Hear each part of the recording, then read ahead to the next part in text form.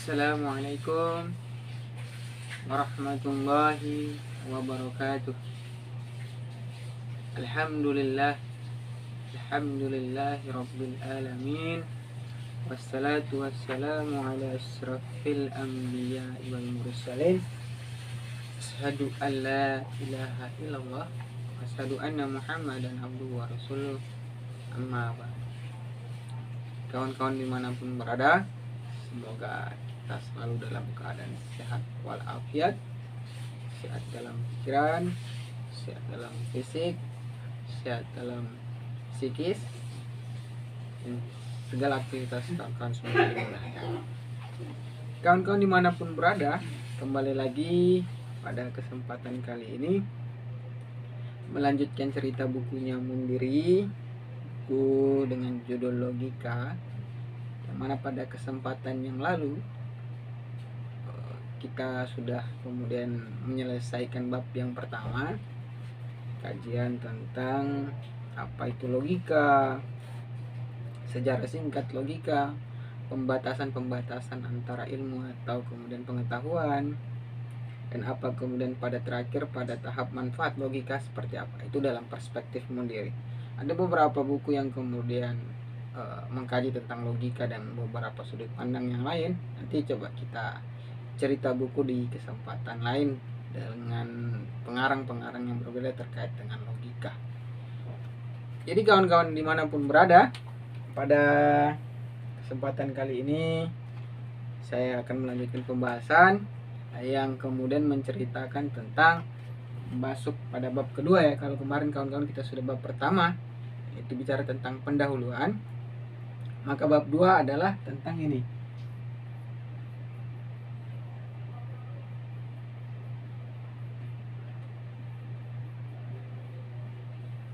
pembahasan kata. Jadi dalam bab 2 ini pembahasan kata kawan-kawan, setidaknya ada 3 bab yang mau kita kaji, yang mau disampaikan oleh Mundiri. Yang pertama tentang pengertiannya,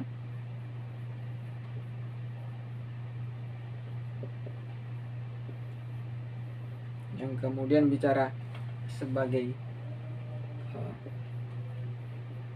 kata sebagai predikat,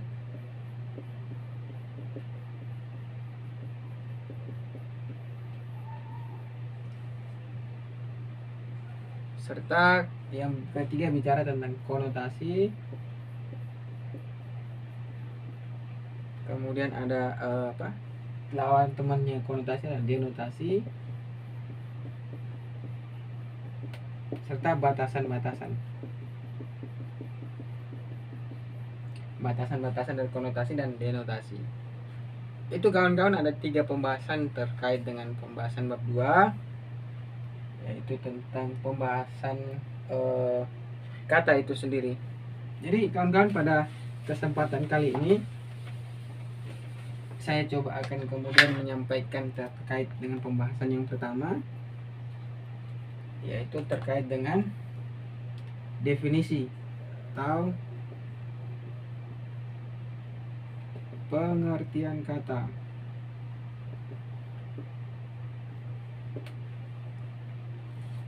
Kata mempunyai beberapa definisi kata. Ada kalau dalam buku sini setidaknya ada 6 definisi tentang kata. Ada banyak sekali, kalau 6 definisi tentang kata itu sendiri. Kita masuk yang pertama kawan-kawan. Setidaknya ada 6 definisi tentang kata itu sendiri. Ternyata banyak sekali definisi-definisi kata yang selama ini kita tidak tahu. Ternyata kata ini masuk dalam kerangka apa. Coba kita masuk. Yang pertama ada positif, negatif, dan apa kawan-kawan, dan privatif.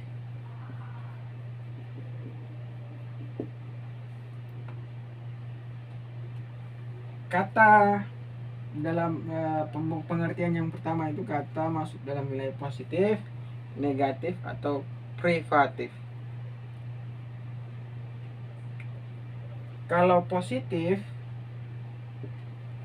definisi kata yang mempunyai definisi pengertian positif apabila ada penegasan. Positif bila ada penegasan terhadap sesuatu.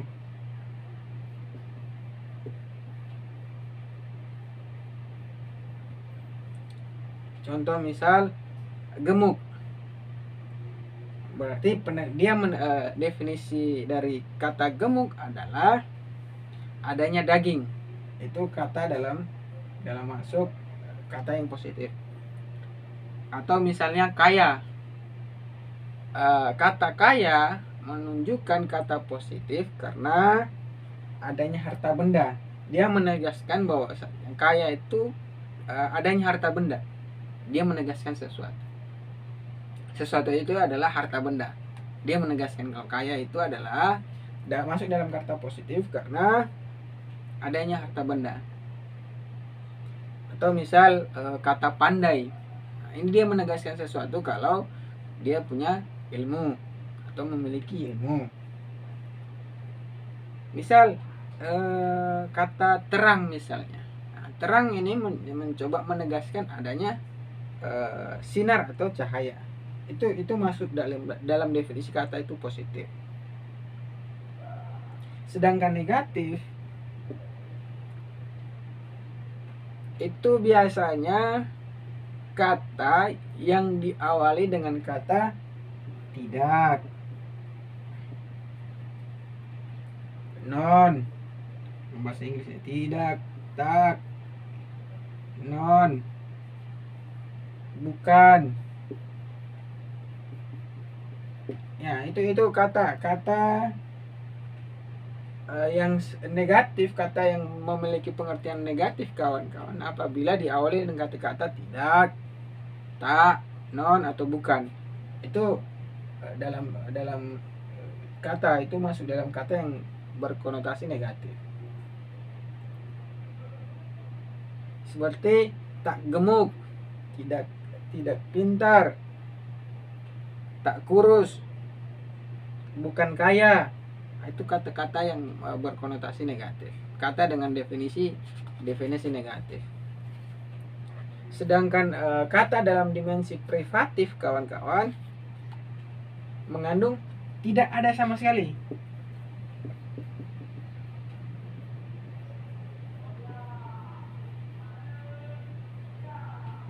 Tidak ada sama sekali. Maka jangan sampai kawan-kawan menganggap privatif itu negatif. Jadi negatif itu kata yang diawali dengan kata-kata tak, bukan, dan sebagainya. Sedangkan privatif itu tidak memiliki sama sekali. Tidak ada maknanya, tidak ada sama sekali.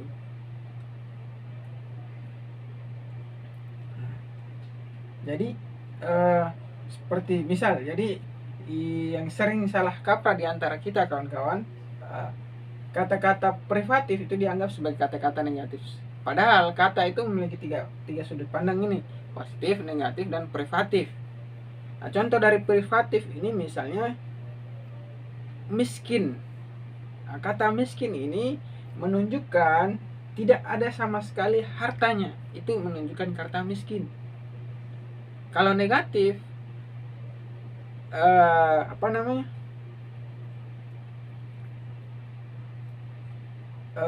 misal jadi miskin misalnya.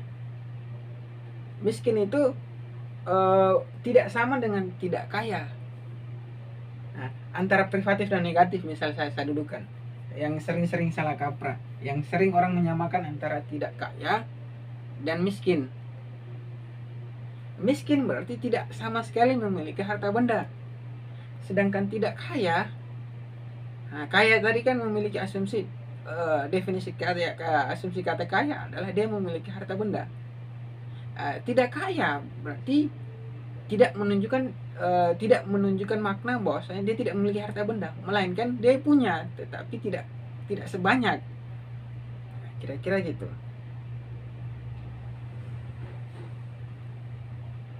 Nah, tidak sampai ke tataran miskin, kira-kira begitu. Dia punya tapi tidak miskin. Itu orang yang dalam kata negatif.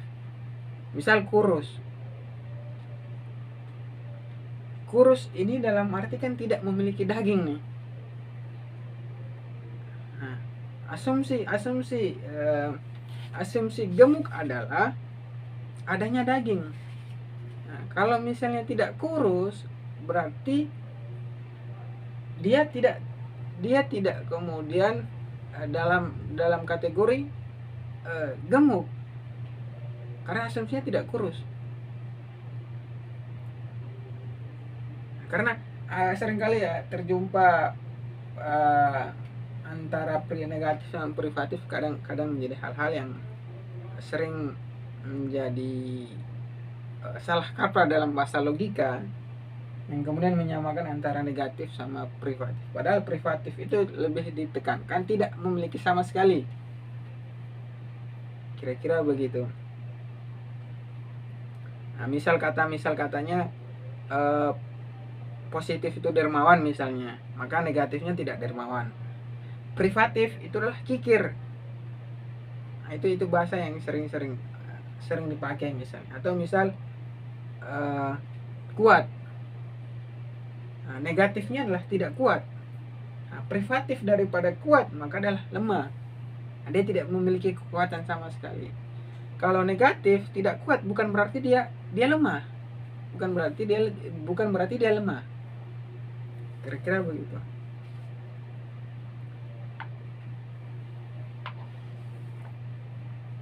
Jadi ada misalnya kata-kata yang memiliki kata privatif. Ada beberapa kata misalnya persamaan antara privatif dengan negatif. Cuman tidak banyak kata-kata tersebut. Misal tidak lulus. Tidak lulus itu sama maknanya bahasa privatifnya misal gagal. Itu punya beberapa persamaan. Tidak hidup, bahasa negatif tidak hidup semakna dengan mati. Tidak pergi semakna dengan di tempat dan lain sebagainya. Jadi ada beberapa hal yang memang negatif dan privatif sama, cuma lebih banyak antara negatif dan privatif ada hal-hal yang berbeda. Yang punya konsep dasarnya adalah negatif itu kemudian diawali dengan kata tidak, dan privatif tidak sama sekali. Jadi misal tadi sesuatu yang tidak sama sekali dengan sesuatu yang diawali dengan tidak. Tidak itu bukan berarti dia tidak punya sama sekali. Kira-kira begitu. Nah, ada itu dalam pengertian definisi kata yang pertama, positif, negatif, dan privatif. Kemudian masuk dalam definisi yang kedua, kawan-kawan.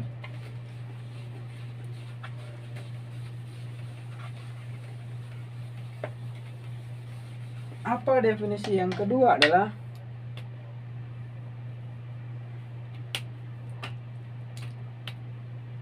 universal, kemudian partikular,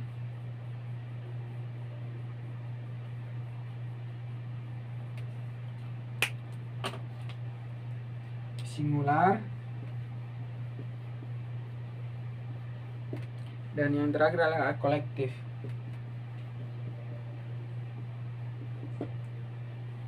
Jadi ada definisi pengertian yang kata yang berikut adalah universal, partikular, singular, dan kolektif.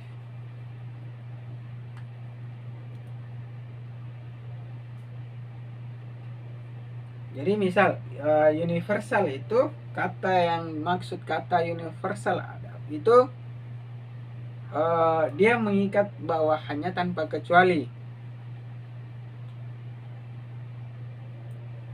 Jadi pengertian universal itu apabila ia mengikat keseluruhan bawahannya. Misal rumah,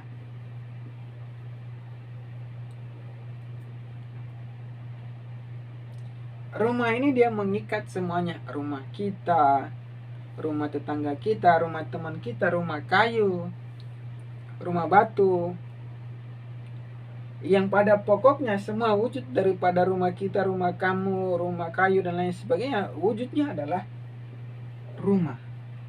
Itu pengertian kata yang pertama berkaitan universal. Apabila dia menyangkut keseluruhan bawahnya.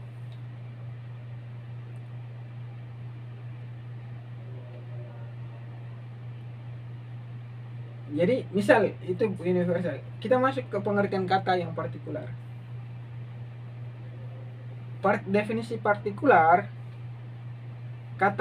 suatu kata yang mempunyai kata partikular, pengertian partikular itu apabila dia mengikat bawahan yang begitu banyak, tapi ya ada tapinya partikular. Kalau partikular kawan-kawan, dia tidak mencakup keseluruhan bawahnya atau anggota yang diikatnya.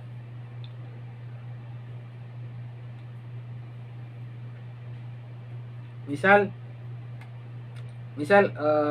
tadi kalau partikular kan mengikat bawahan yang banyak, tetapi kemudian tidak mencakup keseluruhan anggota yang diikatnya. Misal kita coba manusia.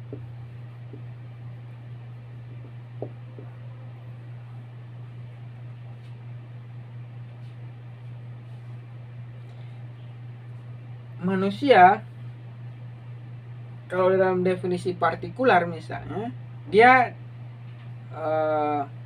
betapapun banyaknya dia dibatasi. Ada batasan kira-kira gitu yang terjadi dalam definisi kata yang partikular. Misal ada manusia ini kan membatasi. Kemudian beberapa manusia, banyak manusia, tidak semua manusia, sebagian besar manusia. Nah, ini kan kata yang kemudian menunjukkan definisi partikular. Dia mengikat bawahan yang banyak, tetapi tidak mencakup keseluruhan anggota. Anggota yang diikatnya. Jadi kalau misal kata dalam kata universal misalnya manusia, maka rumah manusia siapa misalnya? Rumah manusia mencakup seluruh manusia, tidak ada batasan anggota yang di bawahnya. Cangkupannya adalah universal. Itu yang mana misal manusia dengan definisi nama kamu Ilham misalnya, kamu Sultan misalnya, dan Fulan dan lain sebagainya. Semua itu manusia dengan kriteria rambut lain sebagainya, wajah lain sebagainya, yang semua wujud itu adalah manusia. Itu dalam universal. Sedangkan partikular dia diikat, betapapun banyak anggotanya dia diikat, kira-kira gitu. Itu pengertian yang dalam konsep partikular. Sedangkan pengertian dalam konsep singular, dalam konsep singular misalnya, itu kebalikan dari universal.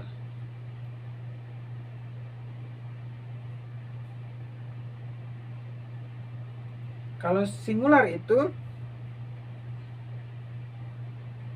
anggota yang menjadi bawahan. Artinya kalau kata universal tadi kan anggota yang diikatnya banyak dan tidak terbatas, kata universal. Kalau singular itu dia punya batasan dan diikat oleh satu. Misal nama unik. Kalau misalnya singular ada nama unik. Nama unik ini nama yang memberikan identitas atau keterangan suatu objek. Jadi singular itu harus punya satu. dan itu diberikan beberapa identitas, misal nama unik. Misal presiden Indonesia yang kedua itu pasti satu, tidak lain, Soeharto misalnya.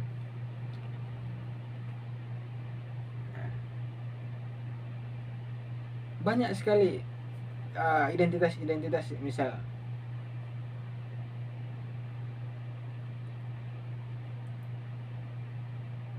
Jadi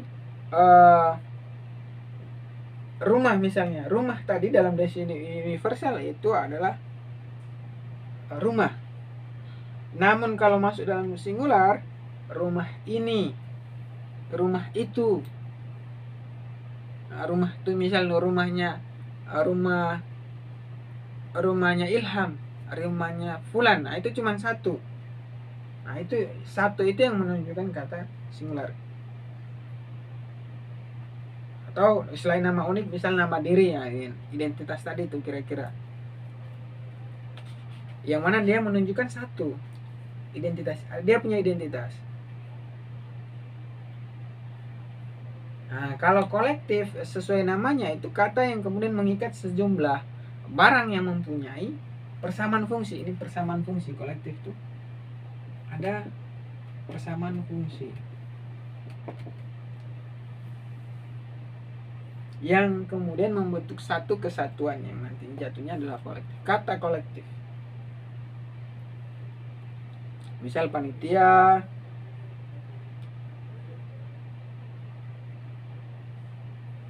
jadi yang diikat oleh kata dalam definisi kolektif itu bukan individu tapi kelompok. Satu namun bukan individu, dia kelompok yang mana punya fungsi yang sama.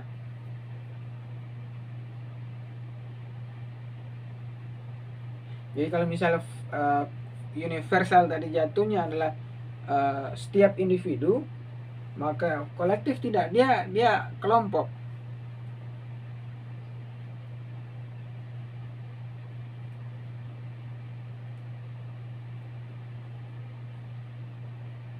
Itu kira-kira.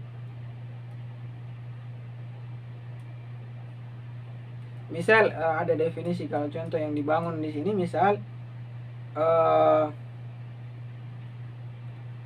misal kita nyatakan bangsa Jerman itu rajin, atau bangsa Indonesia itu rajin. Misal bangsa Indonesia itu rajin. Ini bangsa Indonesia rajin bukan berarti menunjukkan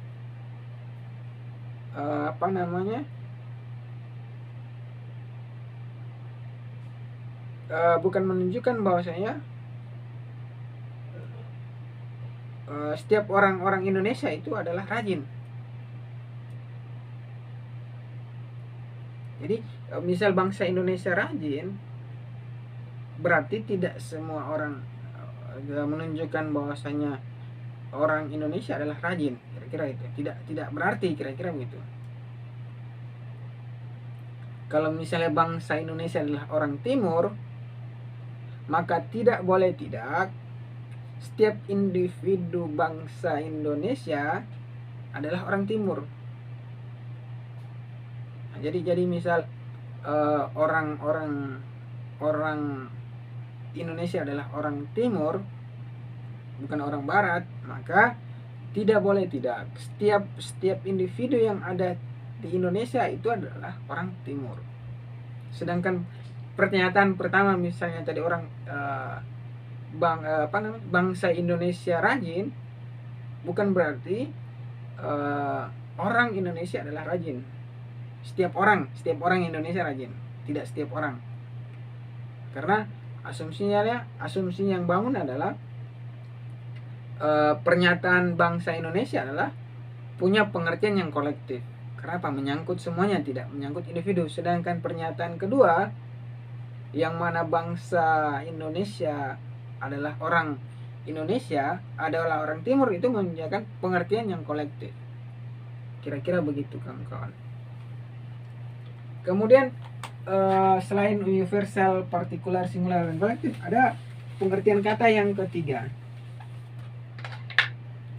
ada pengertian kata yang secara konkret dan abstrak.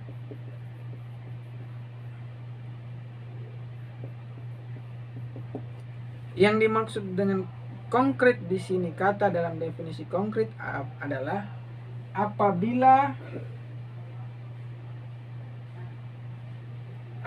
kemudian dia menunjukkan sesuatu benda atau orang misalnya, atau apa saja kawan-kawan, yang kemudian dia memiliki eksistensi tertentu, ada eksistensinya.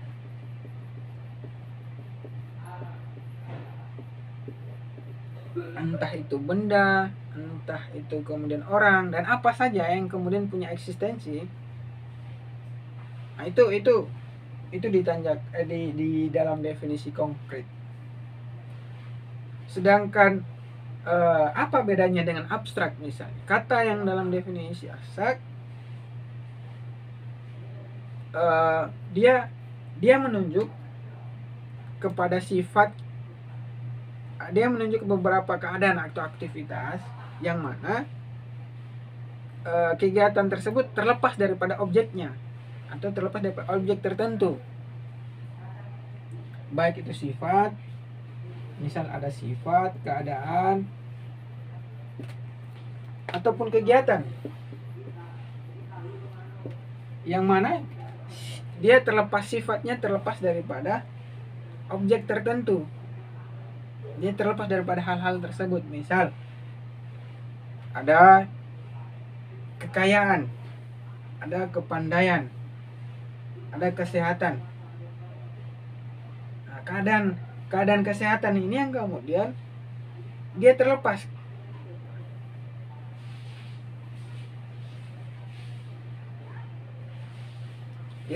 Jadi antara abstrak dan konkret ini pada suatu saat itu mempunyai hal yang bisa bermakna abstrak. Misal kalau konkret itu bahasa, misal konkret itu misal menunjukkan sesuatu yang punya eksistensi, misal orang sakit jiwa atau orang Jawa misalnya. Yang dimaksud dari orang Jawa adalah sekelompok manusia yang tinggal di Jawa, baik itu Jawa Tengah, Jawa Timur, Jawa Barat. Itu dia memiliki kata konkret.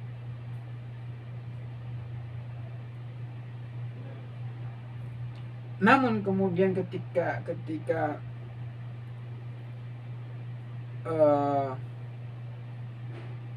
dia merujuk pada sifat hidup orang Jawa, maka dia menjadi abstrak. Ketika jatuh kepada sifat atau keadaan orang Jawa seperti apa, atau misal kegiatan orang Jawa seperti apa, dia menjadi sesuatu yang abstrak.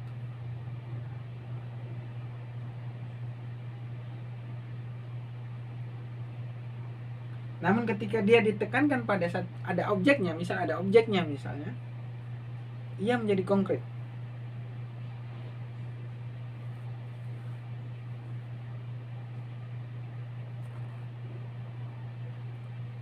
Misal contohnya misal kebaikan adalah perbuatan yang sangat diharapkan. Nah, ini kan sesuatu yang abstrak kan? Kebaikan adalah perbuatan yang sangat diharapkan. Kebaikan seperti apa? Maka yang konkret, misal kebaikan Tuhan kemarin tidak mungkin terlupakan. Nah, kebaikan Tuhan itu sudah ada objeknya di situ. Itu menjadi hal-hal yang konkret. Kekayaan itu dapat membuat orang lupa kepada Tuhan. Nah, itu kan kekayaan seperti apa?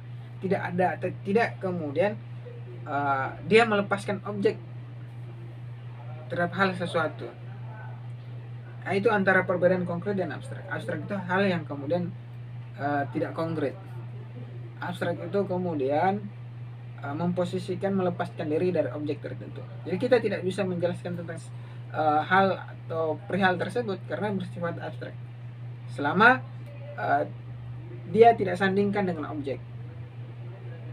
Nah, kalau kita letakkan ada objeknya, maka dia tidak sudah bersifat konkret. Itu kata yang dalam definisi ketiga, konkret dan abstrak. Masuk dalam definisi yang keempat kawan-kawan, yaitu ada kata yang kemudian bermakna mutlak dan relatif. Kata yang bermakna mutlak artinya dia menunjukkan sesuatu tanpa kemudian bantuan hubungan-hubungan dengan benda-benda lainnya. Kalau relatif, kata yang kemudian menunjukkan identitas perlu ada hubungan-hubungan dengan benda-benda lain misalnya. Ada hubungan, selalu ada hubungan. Kita memahami kata dengan definisi mutlak, artinya dipahami dengan sendirinya tanpa kemudian membutuhkan hubungan-hubungan. Sedangkan relatif perlu adanya hubungan sesuatu biar kita mampu memahami hal tersebut. Tidak bisa tidak butuh hubungan untuk memahami kata tersebut karena sifatnya relatif. Misal pemimpin. Kata pemimpin ini perlu ada hubungan dengan hal-hal tertentu untuk mendefinisikan kata pemimpin itu sendiri. Sedangkan mutlak misal buku tidak perlu kemudian ada hubungan lagi karena kita sudah tahu maksud dan definisi buku seperti apa. Itu yang keempat. Sedangkan definisi yang kelima tentang pengertian kata ini adalah kata masuk dalam definisi univoc,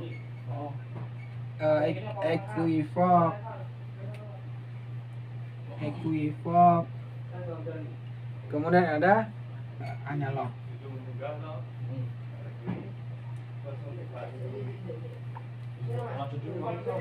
Jadi kata yang univoc adalah kata yang mempunyai satu makna yang menyifatkan kejelasan hal tersebut.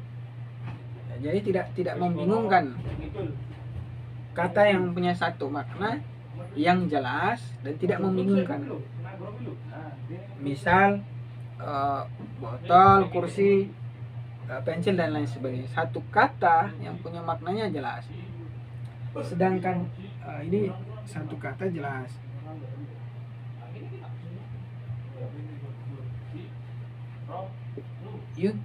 Equivoc memiliki kata lebih dari satu. Ini satu kata lebih dari satu. Lebih dari satu. Misal bunga, bulan, buku dan lain sebagainya. Bunga bisa bermakna tanaman, bisa juga bermakna tambahan lain dari sejumlah uang. Adapun bulan misalnya bisa bermakna planet, bisa juga waktu yang jumlahnya 30 hari misalnya atau 29 30. Buku misalnya bisa bermakna kertas yang diikat dalam sebagian sisinya, bisa juga panjang batang tanaman di antara dua ruas misalnya. Atau misal kita contoh, kebanyakan wanita mempunyai bunga. Bunga di sini tanaman.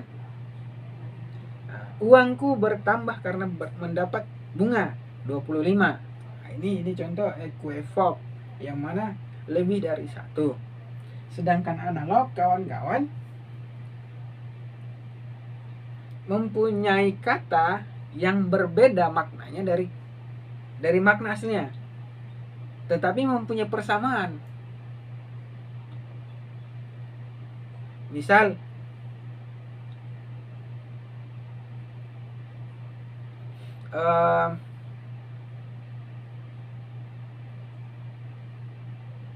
waktu muda ia adalah bunga di desa ini. Jadi tadi misal bunga itu merupakan bagian tanaman yang paling indah. Maka waktu muda ia adalah bunga di desa ini. Ya, artinya maksud daripada analog ini adalah mempunyai makna yang berbeda dengan makna aslinya, tetapi masih mempunyai persamaan. Kursi kayu misalnya kursi kayu jati misalnya lebih kuat dari kursi rotan. Nah, para kader partai itu begitu sangat memperebutkan kursi. Ini kan maksud kita adalah kursi kayu itu lebih kuat dari kursi rotan, tapi mempunyai makna yang berbeda, tapi mempunyai persamaan juga tadi seperti kader lagi ramai-ramai meributkan kursi misalnya.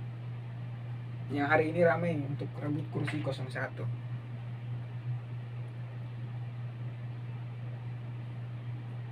Ada juga kata yang bermakna lebih dari satu, misal ambigu.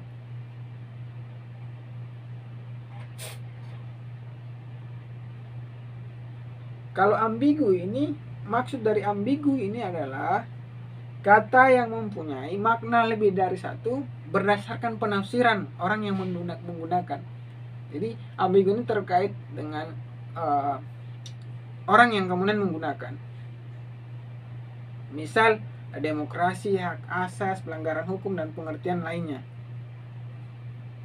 Misal pengertian demokrasi menurut ini tergantung orang yang kemudian menggunakan kata tersebut, penafsiran orang tersebut. Itu ambigu. Berbeda dengan ekuivalen dan analog yang mempunyai makna berbeda karena letaknya dalam kalimat. Yang membedakan itu letak dalam kalimat, bukan penafsiran orang. Nah, itu kiranya yang kemudian membedakan antara ekuivalen, analog, dan ambigu. Kalau misalnya univoc, ekuivalen dan analog, univoc itu satu kata dan itu jelas tanpa ambigu. Ekuivalen itu lebih dari satu dan letaknya pada kalimat, bukan pada penafsiran orang. Kalimat yang kemudian membedakan hal tersebut, begitu pun analog. Yang terakhir kawan-kawan, pengertian dalam definisi terakhir adalah bermakna dan tidak bermakna.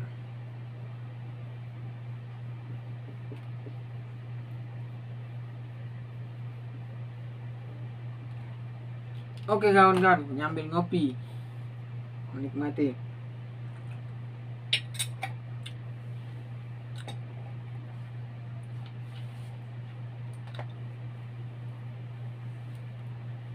Misal bermakna. Kalau dalam bermakna misalnya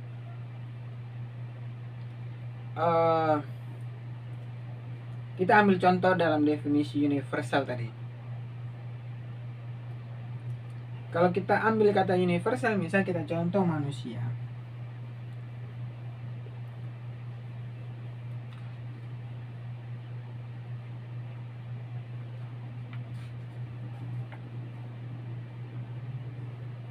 Kalau misalnya bermakna,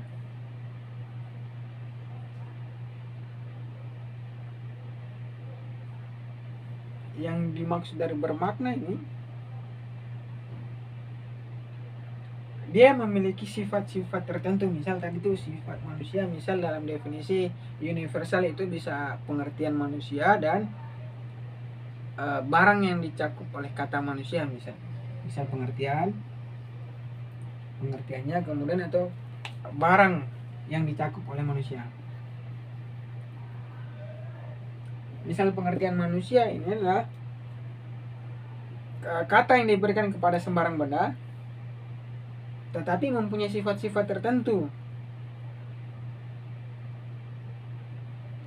Sifat-sifat tertentu itu yang kemudian dimiliki yang bernama manusia, bahwa ia bukan benda mati karena memiliki sifat-sifat tertentu itu. Sifat-sifat tertentu itu kawan-kawan yang menunjukkan kata manusia, kata yang bermakna atau konotasi bahasanya, atau kata yang berkonotasi, kata yang memiliki makna atau punya sifat-sifat tertentu tadi itu, yang menunjukkan bahwa ia bukan benda yang selain hal tersebut. Misal manusia tadi bukan menunjukkan ia benda mati karena apa? Dia memiliki sifat-sifat yang menunjukkan dia itu manusia. atau misalnya barang yang dicakup oleh kata manusia, misal Malam Hasan dengan identitas nama, atau misal dengan manusia dengan kulit warna kuning misalnya, atau warna hitam, atau warna putih. Barang yang kemudian mencakup hal-hal tersebut, hal-hal seperti identitas manusia dengan ciri khas warna kulit misalnya, dengan nama misalnya, itu hal-hal yang sifat yang mencakup hal tersebut, itu yang disebut tidak bermakna, kata yang tidak bermakna, yang jatuhnya adalah dengan istilah denotasi. Itu kawan-kawan.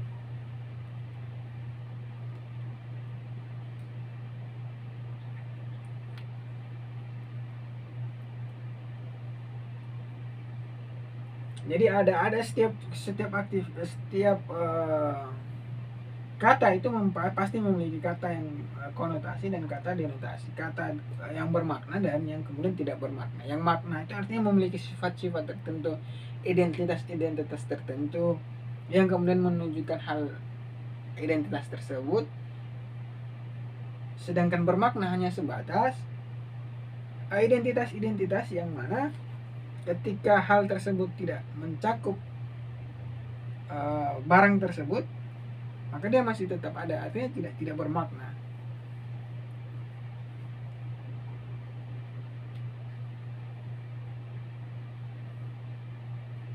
Jadi tidak semua kemudian ada nama yang tidak dapat diobservasi atau secara indrawi itu kemudian tidak bermakna.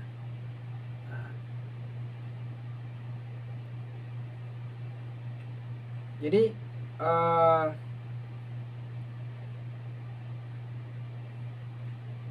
kata yang kemudian tidak memiliki denotasi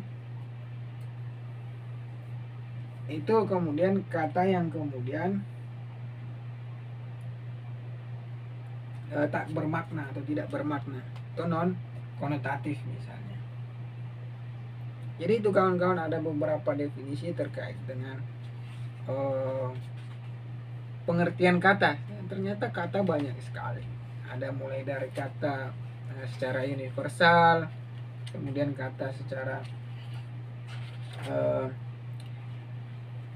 positif, negatif, kemudian privatif, ada kata yang universal, partikular, kemudian singular dan kolektif, ada kata yang kemudian menunjukkan identitas konkret dan abstrak, ada yang mutlak, kata yang menunjukkan mutlak dan relatif, ada kata yang menunjukkan univoc, analog dan equivoc, dan terakhir kata yang bermakna dan tak bermakna. Yang bermakna itu jatuhnya adalah konotasi, dan tak bermakna itu adalah denotasi. Tak bermakna itu kiranya kawan-kawan dimanapun berada, bahkan tidak bermakna itu adalah kehilangan denotasi. Itu kiranya kawan-kawan terkait dengan pengertian kata dalam perspektif Mundiri, yang mencoba mendefinisikan kata itu ada beberapa sudut pandang atau pengertian sampai 6 pengertian. Itu saja dari saya kawan-kawan. Selanjutnya pertemuan berikutnya kita akan berbicara kata sebagai predikat. Itu kurang lebihnya mohon maaf. Akhir kata, jika ada salah kata, ada yang perlu kemudian diperbaiki terkait penyampaian, ataupun hal yang kemudian perlu kita diskusikan, silakan saja berkabar atau tinggalkan komentar. Akhir kata, billahi fissabil haq fastabil qiraat, dengan cinta saya ada, dengan ketiadaan cinta saya tiada. Assalamualaikum warahmatullahi wabarakatuh.